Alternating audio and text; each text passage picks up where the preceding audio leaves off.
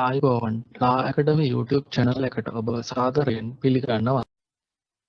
ඔය තාමත් චැනල් එක සබ්ස්ක්‍රයිබ් කරන්න නැත්නම් දැන්ම සබ්ස්ක්‍රයිබ් කරන්න. අද මම ඔයාලට කියලා දෙන්න යන්නේ Excel ෆයිල් එකකට පාස්වර්ඩ් එකක් දාන්න කොහොමද කියලා. ඒක ක්‍රම දෙකක් තියෙනවා. එකක් ෆයිල් එක ඕපන් කරද්දී පාස්වර්ඩ් එක දාන විදිය. අනිත් එක ඕන කෙනෙක්ට ඕපන් කරන්න දීලා ඉවරලා මේ සමහර සෙල් වලට විතරක් පාස්වර්ඩ් එකක් දාන්න කොහොමද කියලා. මම ඒකෙදි අද කියලා දෙන්න යන්නේ ඔයාලට Excel එක ඕපන් කරන්න දෙනවා. ඊට පස්සේ අපිට කැමති සෙල් විතරක් ලොක් කරලා තියාගන්න. ඒ වලට විතරක් පාස්වර්ඩ් එකක් දාන විදිය කියලා දෙන්නයි යන්නේ. ඉස්සරලාම අපි මේ සෙල් වල තියෙන ෆෝමැට් ගැන පොඩ්ඩක් කතා කරමු. ඒකට තනි සෙල් එකක් හරි මේ ඔක්කොම හරි වමනා ටිකක් හරි තරින් හරි අපිට ලකුණු කරලා ඉවර වෙලා රයිට් ක්ලික් කරලා ඒකේ ෆෝමැට් සෙල්ස් යන්න. මේකේ තියෙන ප්‍රොටෙක්ෂන් කියලා එකක්. සාමාන්‍යයෙන් මේ ලොක්ඩ් කියන එක උඩ ටික් වෙලා තියෙන්නේ.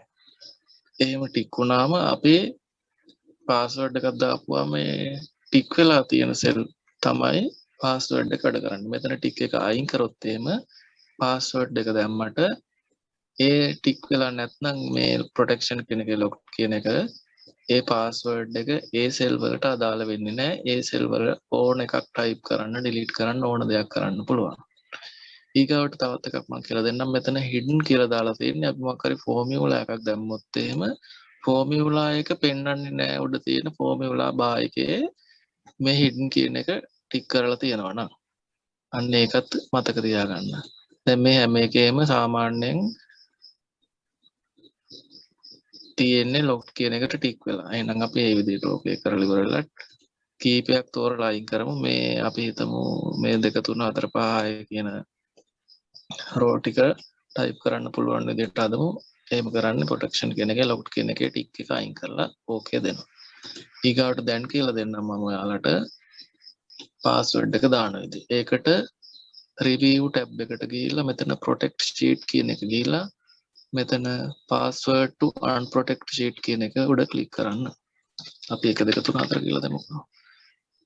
ඊගාවට මෙතන පල්ලෙහා තියෙනවා allow all users of this worksheet to කියලා ලොකු ගොඩක් දාලා තියෙන මේක.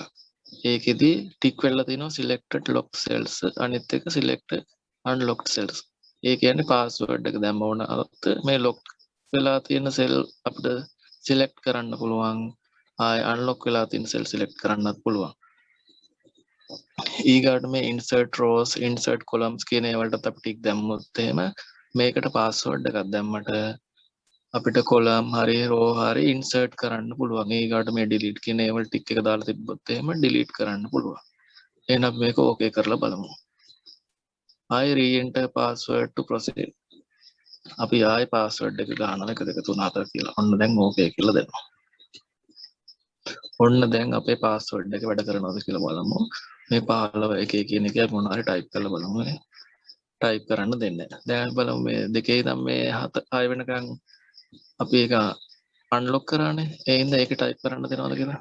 අර ඒ වල ටයිප් කරන්න දෙනවා. ඊගාවට කොලම් එක සයිස් වෙනස් කරන්න බෑ මේ මවුස් එක ගෙනිච්චට සයිස් එක වෙනස් කරන්න දෙන්නේ නැහැ.